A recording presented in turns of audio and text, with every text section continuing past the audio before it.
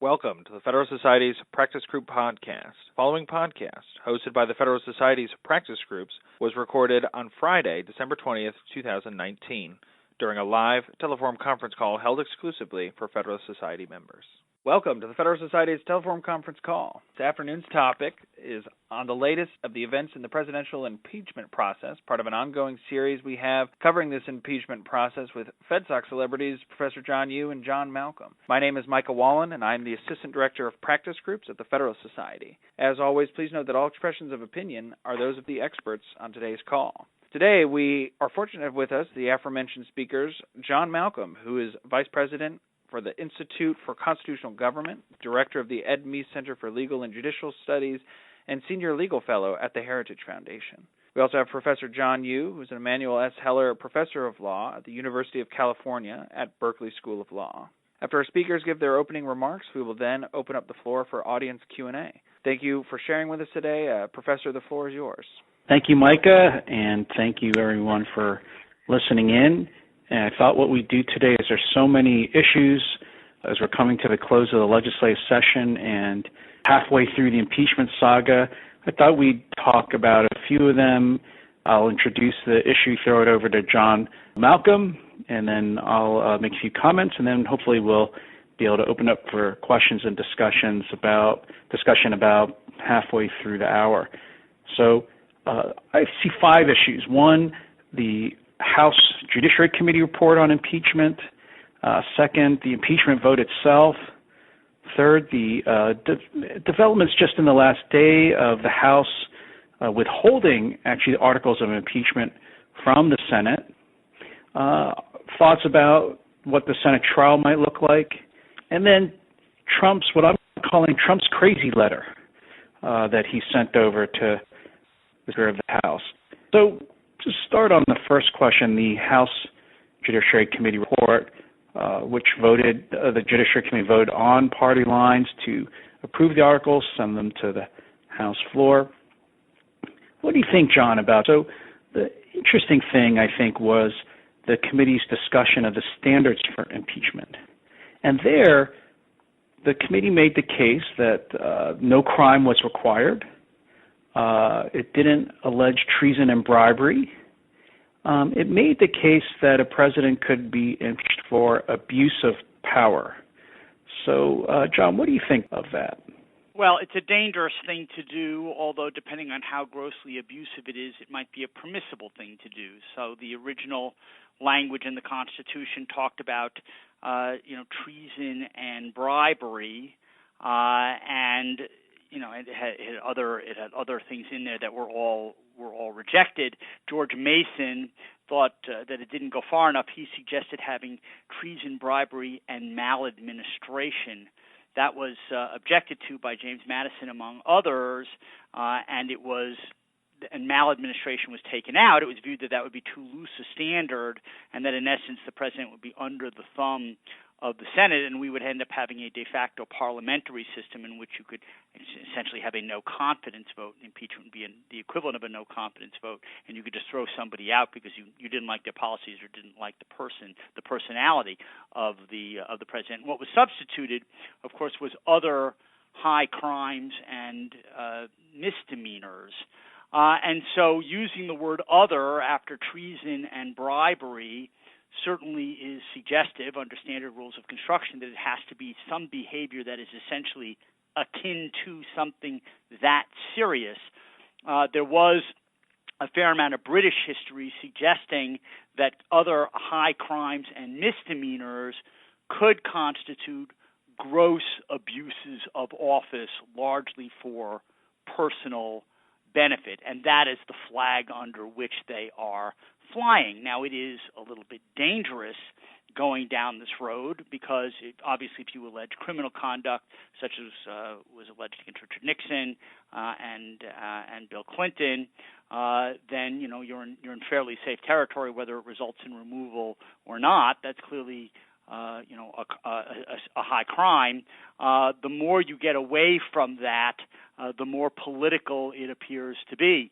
The example for that would probably be the Andrew Johnson impeachment, where, among other things, he was accused of violating the Tenure of Office Act, which, while he did, certainly wasn't a crime of any kind, and ultimately the Senate felt that it was too political, and even though the president was astonishingly unpopular at the time, they stepped away from the brink, and he survived being convicted and removed by one vote. And so this is somewhere in between. So, after a whole lot of talk about bribery and quid pro quo and extortion, I think they came away with the view that they didn't have the goods on that, and they're going with this gross abuse of office concept, which is dicier.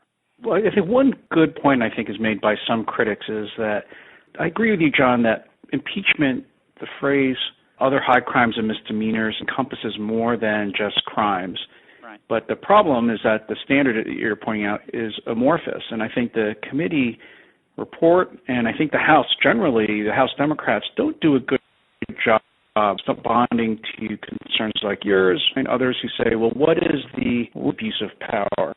I think that's right. I think what they're trying to say is that the entire diplomatic corps, the careerists, believed that Zelensky was a true reformer and believed that we should be giving the Ukrainians everything by way of military aid to fight the Russian menace in the Crimea, and that the only reason why Trump was not doing this was because he was going to hold that aid over their head as leverage just to get dirt on his main political rival, which is why their mantra is he accepted interference in the 2016 election, and he has invited foreign interference into the 2020 election. I think that there are other facts out there that cut the other way, that say that the president was right to have a somewhat more jaundiced view of Ukraine, both in terms of their own interference in our 2016 election and whether or not they were serious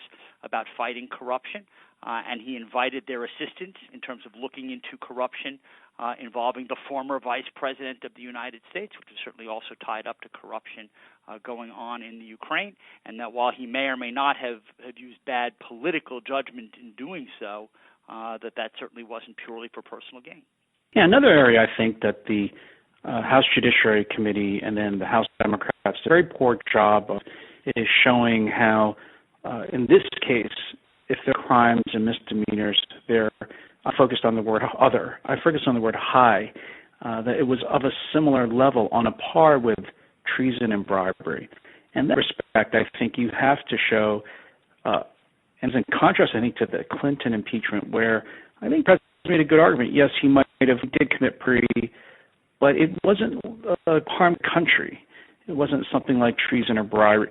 Here, I think that the House Democrats, many of whom I remember voting against Clinton's impeachment, here I think they fell into the same problem. I think they have to, which I don't think they did, that what Trump did actually did harm the country's security, that it was actually not just a bad idea, bad policy, irresponsible, but actually harmful on a level with those that the framers gave during the draft Constitution.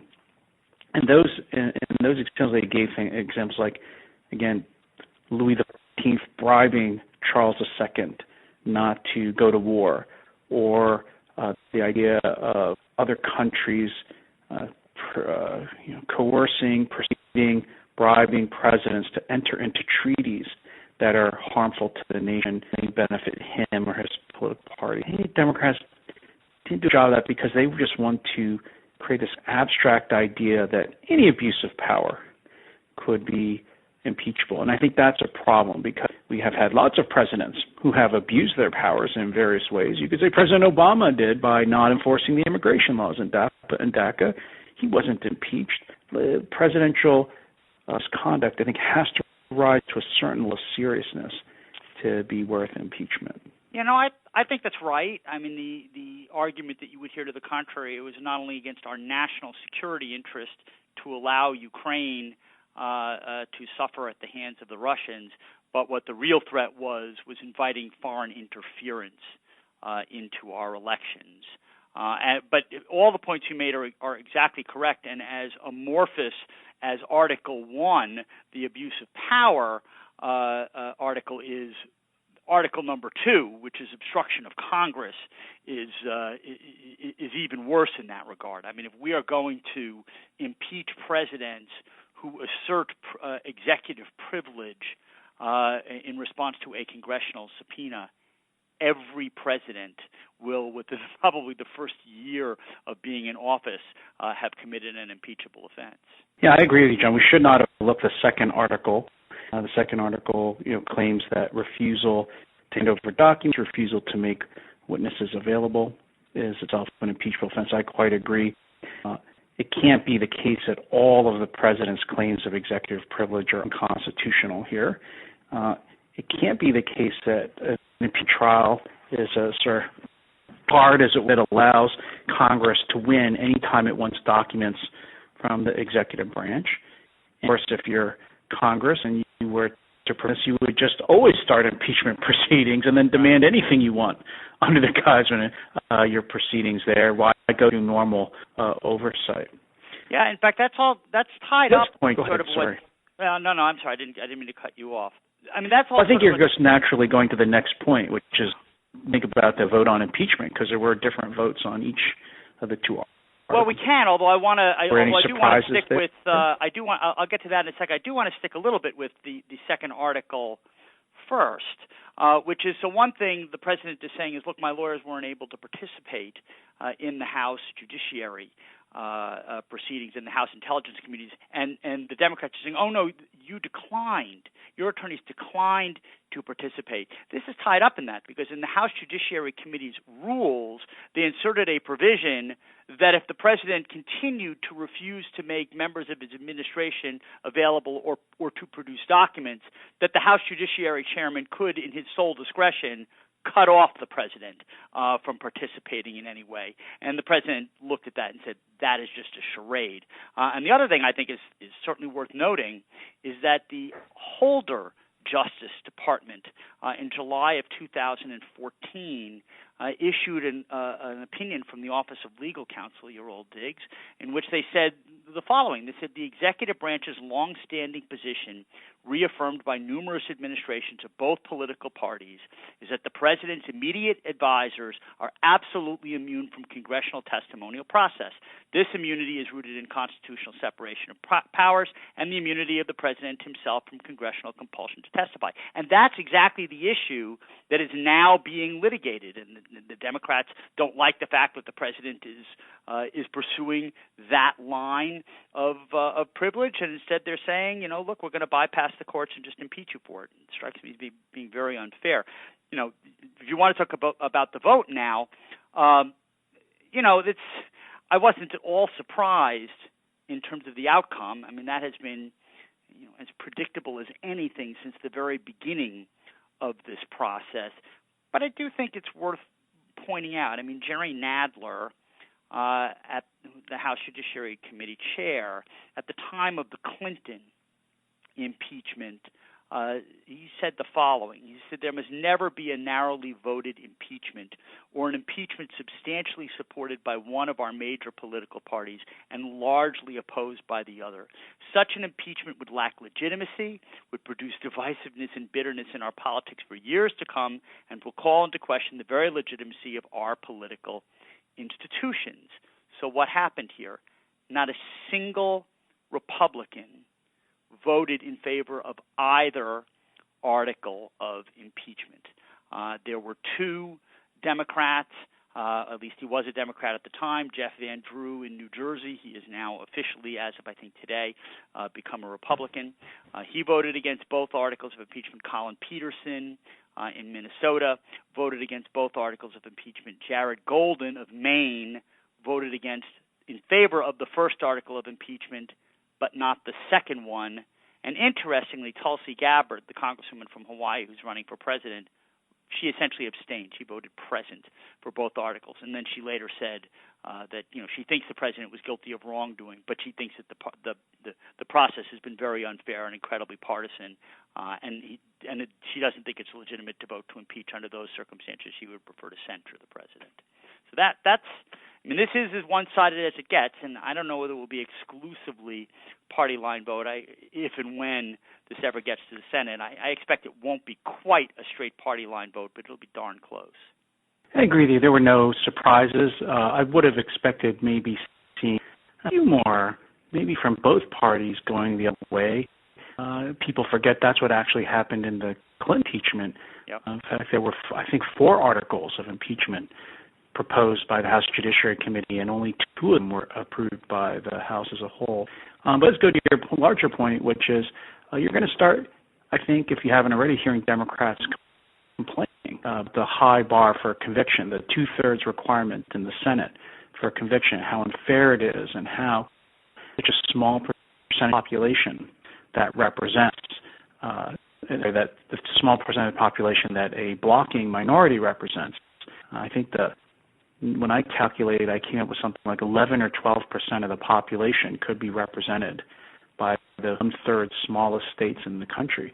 But it goes to the partisanship, John, because Alexander Hamilton and the other framers explained quite clearly that the reason they put that 2/3 in there was to make sure that impeachment could not be just the product of partisanship and lead to all of the problems you described. That you would want it to be a deterrent to having one party use the House and as a way to control the presidency, because the framers' innovation was creating an independent executive. We're so used to it now, but that really was a brand new thing in the Constitution when the framers went, and they really worried that Congress would become too many. You could see impeachment becoming a tool that would be used to create a more parliamentary system where the president sees himself really as just the agent of the majority. And that's sometimes been the case in our history, that some presidents acted, and I think to bad effect, actually. Yeah, so, look, I think in that regard, it's a lot like the Electoral College, in that the framers wanted to make sure that when we were electing a president, and certainly before we removed one in between elections, that there was a very broad consensus across the United States representing all of the interests, Iowa and California, that everybody was sort of had a big say in whether or not whether those extraordinary events occurred, electing somebody to be the president or removing them. I think that is part of the beauty of the system. Of course, it was even more in place then because senators were not popularly elected, so you had to sort of persuade the legislatures of the various states, who would then pass on their views to the senators about what was really in that state's best interest. But it shouldn't be, in the same way it shouldn't be easy to elect a president, and it shouldn't be easy to amend our Constitution. It should certainly not be easy to undo the votes of 63 million people by removing a president and then potentially taking a second vote that would even bar him from future federal office. It shouldn't be easy. But, look, there'll be some living constitutionalist out there who will say that 2/3 really means a majority or 40% or whatever the number will be to actually vote to convict him and remove him. And that's what they'll try to do. At least in their dreams they will. A constitutional moment. That's what they call it, a constitutional moment. So let's turn to the interesting development just on the last day. We're recording this on December 20th. In the last day, Speaker Pelosi seems to be taking some advice from Lawrence Tribe of Harvard Law School and some of the members of the Democratic caucus.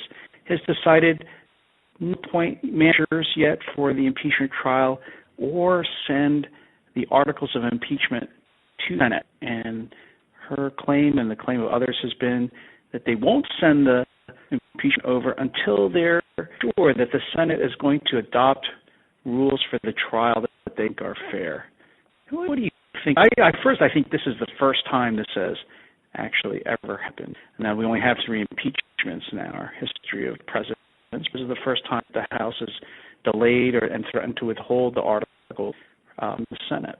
I think this is just insane. I mean, the framers of our Constitution must be rolling over in their graves. I mean, the House Democrats controlled the process in the House, and Article 1, Section 2 gives them the sole power of to impeach, but they did it by preventing the Republicans in the minority from calling the witnesses whom they wanted to call.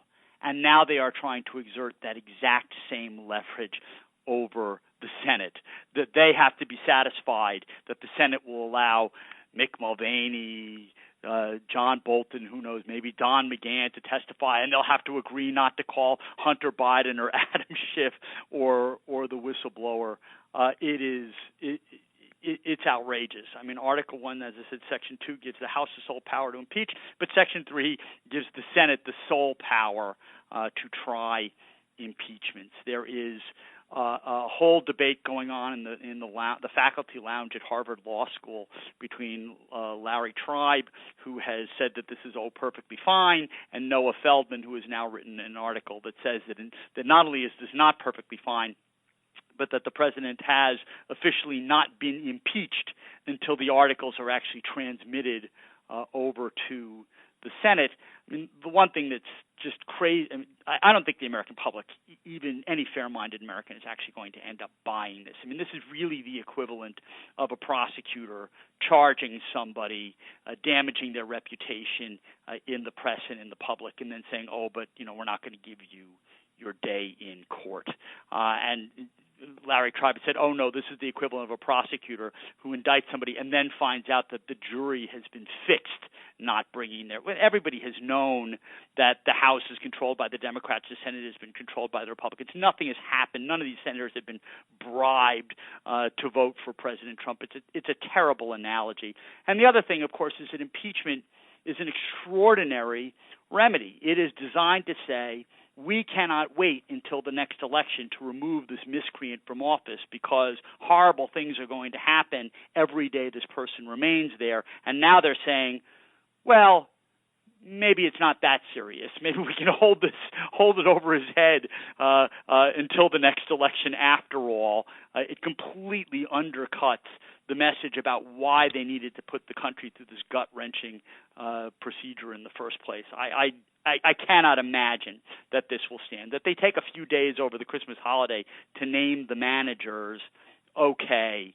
But I can't imagine that the Senate will put up with this, and there may even be an effort, not only a PR effort, but an effort to somehow amend the Senate rules that says that if they don't transmit the articles over to the Senate by a date certain, that automatically the charges are dismissed for essentially want of prosecution. But I think that what Speaker Pelosi is doing is just terrible, and I don't think the public will stand for it. I actually think this more often than society members think, but I think Tribe is completely correct. I think Larry Tribe has actually right, and Larry Feldman is wrong, I think in part because he doesn't understand how the actual functions of Congress work. So, take a bill. When the House passes a bill and it finishes the text that gets voted on, there's some maybe ceremonial or ministerial transmission of the bill to the Senate. But there's discretion in the House to say, well, we're not going to quite send the text over to the Senate for them before they can take up our bill.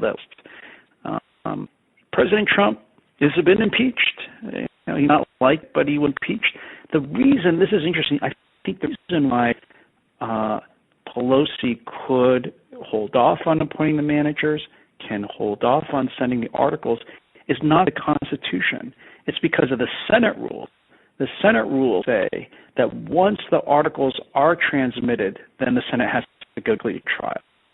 So if the Senate wants to, they could change those rules and say, we will immediately take up the articles of impeachment because once they're passed by the House. And we're not going to wait around for any House managers. If the Senate, those who are on the same side or those who want to prosecute the president in the Senate want to, they can start making the case. Or as you say, John, the Senate can say, we consider the impeachment to have been voted on, approved on X date, as it was under the Constitution, and therefore the trial will start on January 6th. And if the House wants to send anyone over, they're welcome to send it over. Send them over. If not, we're going to go ahead with the proceedings anyway, and we'll move immediately to a vote. But the Constitution that allows the House Speaker to sort of play games with the transmission of the report, the articles, or the appointment of managers. The Constitution doesn't mention anything called House managers at all. The Senate, as you were saying, with the House as the sole power to impeach, the Senate has a sole power to get to set their own rules. They don't even have to lend anyone from the House if they don't feel like it. The second point to make that we haven't mentioned is the politics of it. I think Pelosi is just shooting herself in the foot here, because if you were Republican, you don't mind if the trial starts a little late. You don't mind if the House Democrats cause the senators who are running for president in their party to have to delay and spend more and more time in a Senate trial not doing anything but sitting in their seats and listening. So I think if you're a House Democrat, you know that, as you were saying, that the impeachment is weak. You know it's not going to pass in the Senate.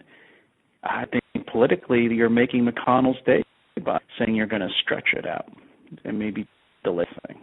Yeah, I agree with everything. Go ahead. I agree with everything you just said. So I agree with you that the Constitution is silent on this because, of course, the framers never envisioned that the House would ever do something like this, that they would impeach somebody and not immediately transmit the articles of impeachment. And I agree with you that at the moment there's not much the Senate can do other than try to change their rules to say if you don't transmit it by a date certain, then the following happens and we'll begin the trial without you, or whatever it is they're going to do. And I'll go further than that. I don't think that they're going to get the requisite 2/3, or maybe they will, to change the Senate rules to do that.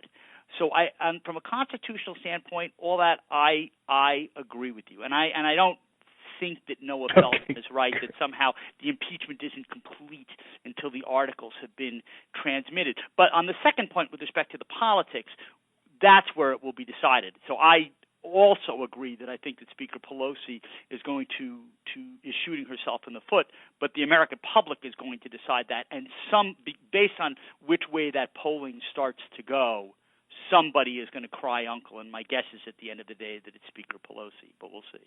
Hey, so we're coming up at the end of the promised half hour. Before we go and turn over to questions and comments, what do you think the Senate is going to do with the trial? So you saw Senator Schumer propose the Senate not only have a trial like it did last time with the Clinton trial, but have witnesses produced. And he named a few, including John Bolton, the former National Security Advisor, and Mick Mulvaney, the current acting White House Chief of Staff. Sounds like the Democrats actually want to have a much more robust and full trial than occurred under the Clinton impeachment. What do you think of that, John? What do you think the Senate will? The Senate Democrats want to call the witnesses they want to call. They want to call Mulvaney and Bolton, and they want to avoid like the plague, certainly Hunter Biden and probably the whistleblower too.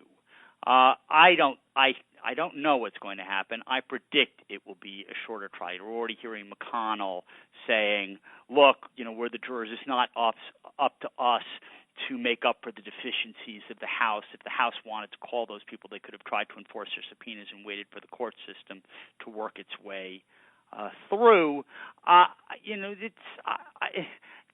Bad things can happen at trials. Trials can be unpredictable, and nobody knows exactly what any of those people are going to say. John Bolton may very well, he was the National Security Advisor. He advises the president on foreign policy, but I think it's no secret that, he left under the not best of terms with the president. That seems to be a common thing with people who leave the Trump administration. There's some bad blood there, so who knows what he would say. And, with respect to Mick Mulvaney, with all due respect to him, he's a bit of a loose cannon too, and Exhibit A of that would be that press conference that he had recently. So there are dangers to the Republicans in calling them. There are potential dangers to the Democrats too. So I'm thinking that in all likelihood, Mitch McConnell will say, let's get this over with and say it was a weak case and move on to re-election. But that kind of horse trading will still go on. And Clinton impeachment, they didn't have live witnesses. They played a few videotaped depositions. I mean, this is not your typical trial because, of course, unless these new witnesses are called, everybody knows what all of the witnesses would say because they've all testified under the Klieg lights of TV, or their transcripts have been released from the closed-door sessions they had in the House Intelligence Committee. But I think from the Republican standpoint, they're going to go, we know we have the votes now. Let's not take a chance on things not going so well with live witnesses, and let's end this as soon as possible. But we'll have to see how that goes. I think one thing I would add is that Schumer's desire to have these witnesses only underscores, I think, again, how weak the investigation done by the House really was, how rushed and how incomplete it was. Certainly, if you really want to do a thorough investigation, you would want to hear from these figures, along with a lot of other people. Right. But the House put itself on an artificial schedule to finish by the end of December, which essentially put a 2-month time limit, not just on the investigation, but all the reports, arguments, debate, and the voting, which they have completed. But it just shows if you need to have new people show up in the Senate who were never actually involved in the investigation, that the House itself didn't do its job correctly. And why is it the Senate, I think this is McConnell's point, why is it the Senate's duty to messes that the House, the House.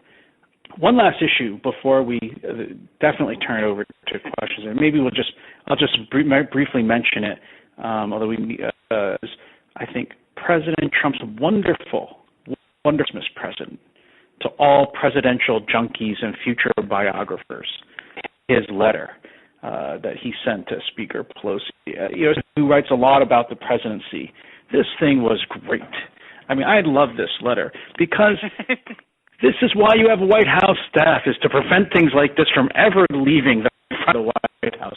You rarely get to see a sort of unexpert, unedited, direct view of what a president's thinking in documents. Although this has been maybe one of the ways Trump has disrupted the political norms of the presidency with the tweeting, with the calling into TV shows and radio shows, with the long rallies. He doesn't have a filter. He's bypassing not just television networks and the newspapers when he speaks directly to American people. He's also bypassing the White House staff and his administration. Because I really recommend people take a look at this December 17th letter. I mean, you've probably seen different bits of it in the media. It is unlike any letter perhaps that any president has ever sent. The only ones I can think that are similar, a letter that Harry Truman once sent to I think Washington Post critic of his daughter singing, where he wrote in the letter that he was going to punch the guy in the face. And then there's another apocryphal, I don't know if it was a letter, I don't think it was a letter, it was a statement where Andrew Jackson, who Trump kind of models himself after, when told that the governor of South Carolina was going to resist enforcement of the federal tariff, this nullification debate, Andrew said, I'm going to raise an army of 10,000 men. I'm going to invade South Carolina, and I'm going to personally hang that son of a bitch. And that's only two things I can think of that are remotely close to this Trump letter. I mean, it's a gold mine for presidential historians, biographers, and psychologists. I mean, some of the lines in this is nothing more than an illegal partisan attempted coup that will, based on recent sentiment, badly fail at the voting booth. You are not just after me as president, you are after the entire Republican Party. Because of this colossal justice, our party is more united than ever it has been before. History will judge you harshly as you proceed with this impeachment charade. Your legacy will be that of turning the House of Representatives from a revered legislative body into a star chamber of partisan persecution. This is great. That is a great letter. But aside from the unexpurgated part of it, the unedited part about this, it's also, you can tell, Pelosi has really gotten under Trump's skin. Put aside, I think, the posturing, Trump's doing the nation's work. He doesn't care. Here you can see President Trump is really upset about being impeached. He is really ticked off. He is not considering this nothing. I think it's going to get actually worse and worse during the trial. That's another reason I think McConnell probably would like a quick trial, because God knows what's going to happen as it goes longer. What is Trump going to do next? And as you know, my solution is to let Trump represent himself pro se in the closing argument so he can get it all out. I mean, now we've got this on paper. Let him have at it in front of the Senate where they can't ask any questions or talk back to him. But this is an incredible. One more just quote I got to say. This is not a somber affair. You are making a mockery of impeachment, and you are scarcely concealing your hatred of the American Party and tens of millions of patriotic Americans. The voters are wise, and they are seeing straight through this empty, hollow, and dangerous game you are playing. Presidential communications letters have never been like this, except for maybe handwritten writings by various presidents that their staff successfully squelched them from sound. So that one lastly just shows, I think, that as the trial goes on, you're going to see the White House staff have less and less ability to constrain Trump and get him to act with past traditional norms. He's going to break with things like this. It is certainly true that Nancy Pelosi and the Democrats have gotten under the president's skin. A lot of stuff appears to get under the president's skin, and I absolutely agree with you that keeping the trial short. One of the reasons why it makes sense is there are only so many tweets that he can send out during a short trial, and you never know what effect that is going to have. I thought there are a lot of greatest hits to this letter. I thought it was a very strange letter when I wrote it, in that you are right that there are parts of it that are pure, unexpurgated Trump. And then there are other parts of it where clearly somebody read it and wrote it in a slightly more sober fashion. I know we want to get to our questions. I'll just read my two snippets. So at one point in the first page, he says that Pelosi dares to invoke the founding fathers, and how dare she do that? And he adds, and this is pure Trumpian, even worse than offending the founding fathers, you are offending Americans of faith by continually saying, I pray for the president, when you know the statement is not true, unless it is meant in a negative sense. It is a terrible thing you are doing, but you will have to live with it, not I. So that's Trump. But on the other hand, I could not imagine Donald Trump writing, the articles of impeachment introduced by the House Judiciary Committee are not recognizable under any standard of constitutional theory, interpretation, or jurisprudence. So somebody was looking over his shoulder and saying, you might want to change that, or how about adding this line? But it was certainly a remarkable letter, and I hadn't heard that about Harry Truman. So let's hear it for the haberdasher. I think that's great to punch out the guy who criticizes his daughter. And I guess with that, maybe we should open it up for questions. We'll now go to our first caller. Hello, my name is Ken Conop, and I have lots of comments, but let me ask my question.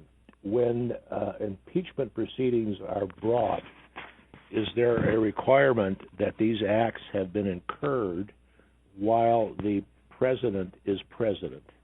So that's a great question. Yeah, it's a great question, and John and I have discussed this before.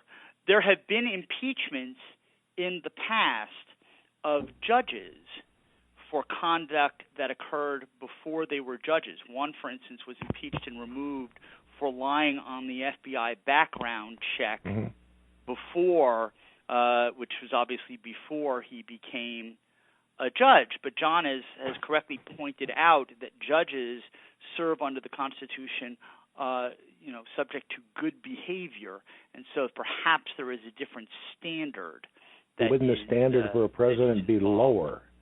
The standard for a president would be lower because, as I understand, it's a criminal act, and if the Constitution doesn't say president can be impeached for acts during their term of office, it's up to the House and Senate to decide what that means. No, actually, I think the presidential standard is higher. Right. Much higher. What does it say? The judicial standard is you serve.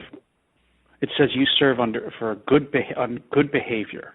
That's the judicial standard. The presidential standard is treason, bribery, or high crimes and misdemeanors. That's not my question. My question. No, I know, but that's John's point is that the reason why judges might have been impeached, the reason judges have been impeached successfully for conduct that occurred before they were judges. There's another famous case where there was a judge federal judge who took bribes while he was a state court judge or state legislator, and then was. But the reason why you could perhaps impeach judges for things they did before they were a federal judge, but not a president for things they were before, because the standard for judges is lower. And I think John is well. I think John's right about that, because that was my argument too. But I actually wasn't sure that judges should be impeached for things they did before they took office either. I don't think presidents can be impeached for things they did before they were president, because at that time they were not federal officers, not by the impeachment clause to me. So what is something really bad? For example, Bill Clinton, right? He was accused of doing all kinds of terrible things when he was governor of Arkansas.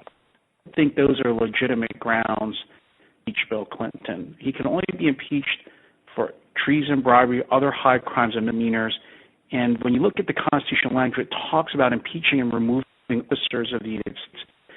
Those are things they had to have done while they were officers. I don't think it could be for things they did before they were in office. I do think it's an open question. I mean, it clearly lays out a category of people who can be removed, so that would be federal officers. But it doesn't say, only for conduct that they did while they were federal officers. I mean, I don't think that's happened here. I don't think that President Trump is being, impeached for whatever.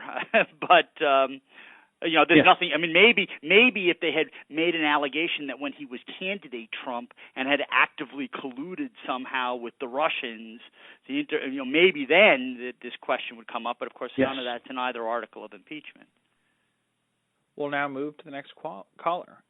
John and John, this is Rob Henneke with the Texas Public Policy Foundation. Merry Christmas to you both, and thank you very much for the distraction this Friday afternoon before Christmas. Yeah, Merry Christmas to you too. Absolutely, Rob. So if you're in Texas, are you hoping for an AR-15 under the tree? Well, I mean, sure, 'tis the season. Yeah, he got his Obamacare ruling under the tree. Congratulations for that, Rob, by the way. Oh, thank you very much, John. Excited by that opinion this week. So I want to walk into the question for you both, and this has been a great discussion. One of my observations with Schumer and the House Democrats wanting, a quote, impartial trial in the Senate, or wanting to call these witnesses, is the perception that the House proceedings have been so partisan and gone so bad that they're kind of hoping that the Republicans would return in kind and put on the same kind of show and call Hunter Biden and a bunch of witnesses. And if you throw enough mud around, everyone gets dirty. And so I think it was part of the hope was to just make this thing so mutually partisan and ugly that it would be a pox on everyone's houses to try to save the opinion of this. But in kind of the light, there's been a discussion that an option that the Senate has, because this is a, quote, trial, would be to entertain basically a 12b6 motion or a dismissal motion at the outset. The members of the Senate could do that. It would be proper, and it could just be an up or down vote right there.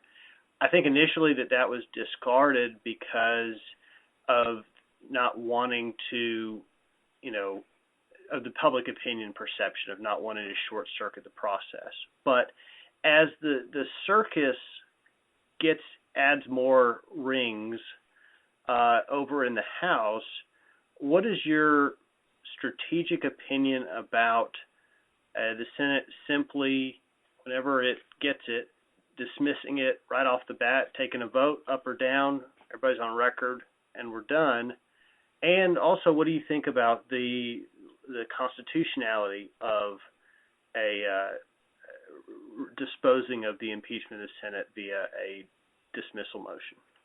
It's a great question. I had actually argued back in October when the House was first starting, and we saw already the House that the Senate, rather than trying to influence the Senate trial rules are what will influence the House. And I thought what I could have said at that point would have been, if the House does need to use these unfair procedures, the Constitution doesn't require there to be fair procedures, but we think they should be fair.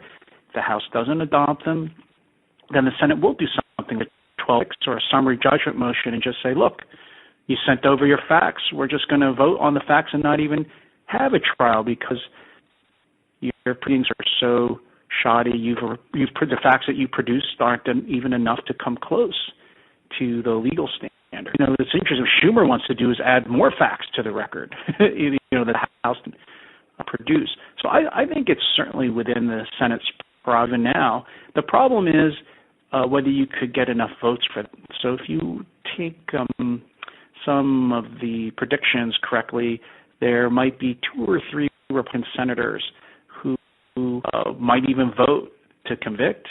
But if that's true, there might well be these 2 or 3 Republicans who want to allow some kind of proceedings to go on rather than to vote right away on a kind of summary judgment of 12b6 motion. And I expect that's what will happen, although I think constitutionally there's no reason the Senate can't say, our trial is we looked at the facts you sent over and we find them insufficient as a matter of law to meet the standard for impeachment, and no proceedings necessary. We quit. I think that's right. I think that they wouldn't just take the articles and immediately have a vote. I think what they would do is allow the House managers to make arguments and then have a discussion essentially as to whether there are any material facts left. Chuck Schumer, of course, wants to be able to supplement the record by adding the witnesses he wants and not the witnesses that the Republicans might call to sort of counter that. And I think that John is also right to focus on the senators who might be very wary of all of this. So the Democrats have them too. So Joe Manchin and certainly Doug Jones and possibly others are going to be, maybe John Tester, although he just won re-election, as did Manchin, going to be looking over their shoulders. But the Republicans have got, there's obviously Mitt Romney out there, but you've got Martha McSally and Tom Tillis and Cory Gardner and Susan Collins who are going to be running in tough re-election races, and they're going to be concerned as to how it's going to look if they immediately vote to dismiss without calling any live witnesses. But it's certainly an option. I mean, the Senate, just like the House had the sole power to impeach and decide what their procedures were going to be, the Senate has the sole power to try impeachment, and they can decide what their procedure is going to be. We'll now move to our next caller. Hi, this is Michael Rossman with the Center for Individual Rights. Once again, congratulations, guys, on a great presentation. I had a question. I would like to follow up on the first caller's question with a quick follow-up, which is, is it your position that Spiro Agnew could not have been impeached for the things that he was forced to resign about because they took place while he was governor of Maryland? My question though has to do with the second article of impeachment, and I want to push back just a little. I mean, there are those who say that the president's resistance to all requests for testimony, documents, is extreme and unprecedented, that previous administrations have asserted executive privilege and they have withheld some documents, but there have been some kind of give and take and negotiations that have gone on over the course of time. But that this particular resistance is complete, essentially a middle finger to the House, and is so extreme that it is interfering with the House's ability to oversee the executive branch. So I'd like your opinion about that line of argument. Well, I don't know. I mean, look, your question, Michael, first of all, it's great to hear from you. About Spiro Agnew is a really good one, and, I don't know what the answer would be about impeaching a federal officer, specifically a president or vice president, for, pre-office conduct. Spiro Agnew is actually a very good example, but, of course, he, with respect to the latter, again, it's the Holder Justice Department that said the president's immediate advisors are absolutely immune from congressional testimonial process. It doesn't get more immediate advisors than the president's chief of staff and national security advisor. John Bolton has said, "Look, I've gotten a subpoena, and I've got the president asserting a privilege." His very able lawyer, Chuck Cooper, filed essentially a declaratory judgment action saying, "Tell me what to do," and the House said, "Well, never mind," and they withdrew their subpoena. So they were a little bit late to the game here.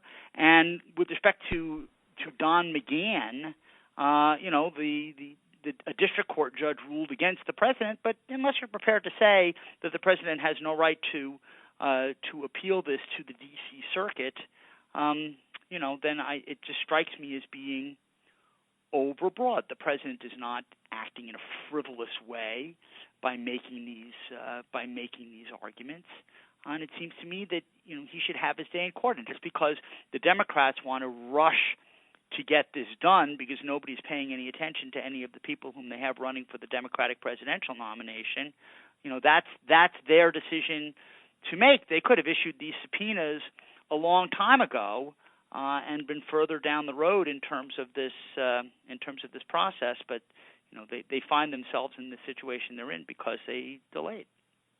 I think the executive privilege question is actually very interesting, this second article.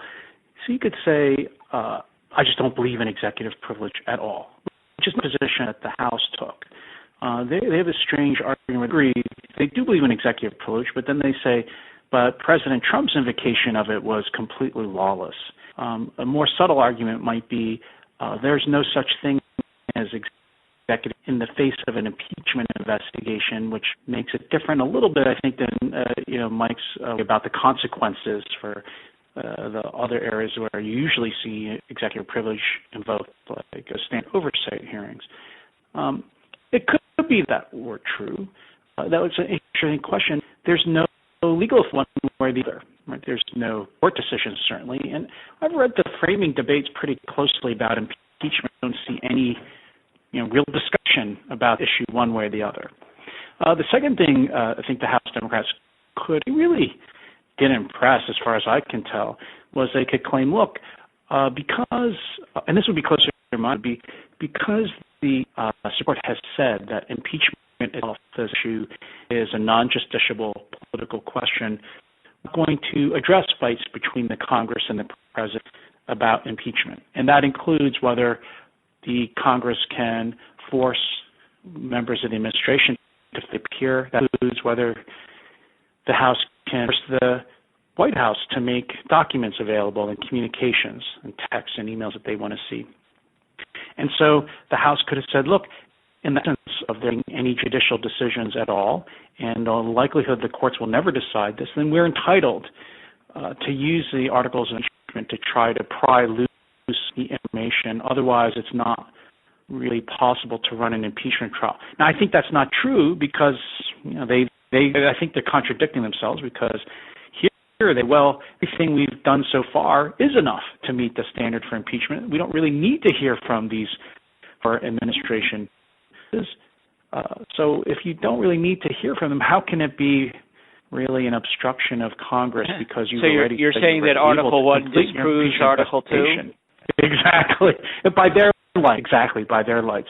But, at the bottom, I do think, though, if you look at, Nixon versus U.S. versus Nixon, the Supreme Court does say such a thing as executive privilege, and it does say that in certain areas it's close to absolute, and it does involve the areas we're talking about here, not the discussions about environmental enforcement or discussions about without responding to the investigation itself, but discussions about national security, military, and law enforcement issues.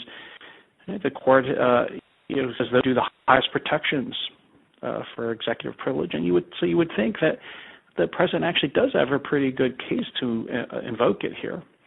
He didn't. Now, what I would prefer, actually, he didn't invoke it with the Mueller investigation, and I think if the House had played this differently, might have been able to get the White House to agree to waive executive privilege too, just like the way they released the transcript of the call, which you would think that document with the transcript of the call is one of the most protected documents by executive privilege. The House released it almost immediately after all this started going on, and maybe they could have persuaded the White House to do something similar with providing witnesses. And so the House's drive to get it done by deadline was what made it impossible. We'll now move to the next caller. Hello, this is Mike Stern. My question actually also related to Article 2, and I think you have covered a lot of what I wanted to ask. But let me just make two observations maybe you could respond to. One is, while there's some elements of executive privilege or immunity involved here, the House alleges, and I believe correctly, that the president produced no information, like no documents from any of the agencies, from the State Department, Defense Department. I don't believe there was any executive privilege involved in that, and I believe the basis, to the extent there was one, was the October 8th letter from the White House counsel, which was kind of a somewhat less inflammatory version of what John Yoo characterized as the president's crazy letter, right? Which is basically, this is an entirely illegitimate investigation, so we're not giving you anything. You're getting nothing. It's not really. I don't really think you can call that executive privilege. And the second element goes to the administration. Of course, takes the position, and this is consistent with prior administrations, that the courts cannot hear these cases at all. Like when the House tries to enforce a subpoena.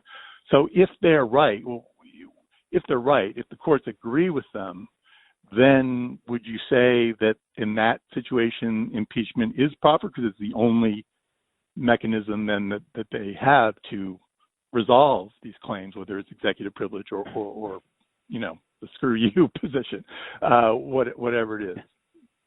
It's interesting, part of, I do agree with you in a way that Trump's letter, it's actually from Cipollone, the White House counsel, basically said, we're not going to cooperate, the whole thing's illegitimate, and it goes well beyond any claims, you're quite right, well beyond any claims of executive privilege. It's mostly political opposition to the investigation. It's interesting. So I think that might have sparked this reaction from the House. I quite agree with you that the House itself took such an uncompromising position because the White House took such an uncompromising position too. I think, at some point, no one had political interest in compromise because I think the White House, pretty immediately came to the conclusion that the House was going to impeach no matter what they did. The House I don't think would have seen anything Trump was doing as delay, even though the White House doesn't really have an interest in delay. But I agree with you. On that letter, it wasn't really legal. There were some parts of it that were executive privilege, but a lot of it went well beyond executive. For example, just one example, ordering people who are no longer government officials not to appear. Like Rudy Giuliani, for example. He's no government official. It's not possible for him to have executive privilege with the president. The executive privilege only applies between the president and his government aides, or campaign officials or so on. None of those would be protected by executive privilege. So that's one. Your segment was really interesting. So suppose the courts refuse to get involved and they won't rule on executive privilege. What actually can the House do to force a president to provide witnesses and information that aren't even legitimately covered by executive privilege, even before you get to what's legitimately covered by executive privilege? Here, I think you have to go to, and this goes to the last point made by Mike Rossman too, you have to go to what the framers thought would happen with oversight generally. And there, I think you would say Congress has to use its other powers that it regularly uses to elicit cooperation and information from the executive branch, which includes cutting off funds, blocking legislative priorities, not confirming people, all the usual day-to-day tools. So actually, one signal that the House wasn't serious about this is, the same week they approve an article saying the president is committing obstruction of Congress and is impeachable for that. They also say, and we love this new U.S.-Mexico free trade deal, and we're going to sign off on the budget and the omnibus spending bill too. If you were really serious about getting the information out of the president, if you don't think the courts will rule, you would never have done those other two things. You would never want to make life easy for the president and hand him victory. You would do the exact opposite. I agree with all that. It's a great question, Mike. I don't know exactly, of course, which documents have been withheld, but I just want to note, not that the president hasn't been obstreperous, if not obstructionist. But there are some people who did work within the administration, including political appointees like Gordon Sondland, who did testify. They didn't get their documents, but they did in fact testify. The president didn't race to court to try to stop them. And of course, Rudy Giuliani is a private citizen, but he is the president's private lawyer, so there might have been other privileges that the president might have been able to assert with respect to them. I agree with John that the court, that the other branch of government has other levers of power that it can pull, both the House and the Senate confirmations in the Senate legislation, obviously in both the House and Senate appropriations, et cetera. The only other point that I would make is that you began by saying if the court buys the argument that the question presented in terms of the struggle between these two other branches is a non-justiciable argument. That argument is made fairly regularly by the executive branch. It is very rarely adopted. Sometimes they'll, abstain from something for prudential reasons, but courts generally take a dim view of what do you mean we can't even consider this. So it's a hypothetical. It's a perfectly legitimate question, but it's not likely to happen, would be my guess. All right, and with that, we have used up our time for today. I'd like to, on behalf of the Federalist Society, thank both of our experts for the benefit of their valuable time and expertise today. We welcome listener feedback by email at info@fedsoc.org. Thank you all for joining us. We are adjourned.